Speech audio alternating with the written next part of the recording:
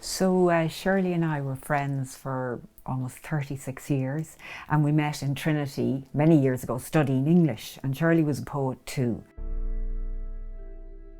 I'd only started writing when I was 44, 45, and Shirley was a huge influence for me. I remember her saying to me, maybe poetry is your medium, Jane. And she was the first person who said that, and then it just took off for me and I just never looked back. It's wonderful if you have a friend to share that with, because it isn't easy all the time getting out there with your poetry. The first part of the poem, which I'll be reading, is very much about when we were friends in the beginning and we were students, and it's that time in your life when you seem to have so much time to talk. And so I use the image of teasing out wool for spinning. And then the second part of the poem is about Shirley getting cancer.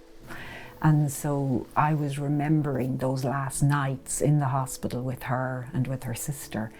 But the other thing was, the room was right up at the top of St. Vincent's, and I imagined I could see as far as Capure. That was the direction it was in.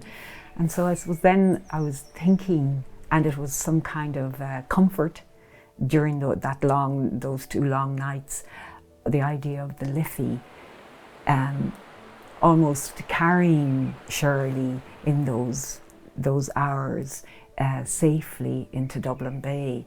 And I think the Liffey was an association, one, because Shirley and I had met beside the Liffey in Trinity, but also because her family were all swimmers and canoers. So I think all of that comes together in what makes a poem. And then the Nore was the first river in the poem, and that's because when Shirley and I were friends in the very beginning, I'd visit her family in Kilkenny and on the banks of the Nore. So the 2 rivers were associated in my mind when I was thinking back about Shirley.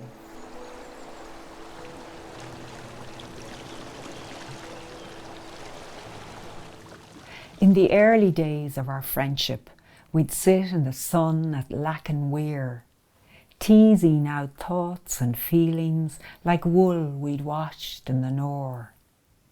We picked the fleece apart, loosening briars and dander, fluffing the locks till the fibre, unmatted, were ready to rove. We swam in the river stretching before us from Devil's Bit Mountain to the Barrow Bridge, until illness seeped in, stealthy as groundwater after a storm. Tonight in St. Vincent's, your sister and I sit by your bed, in low light from above your pillowed head.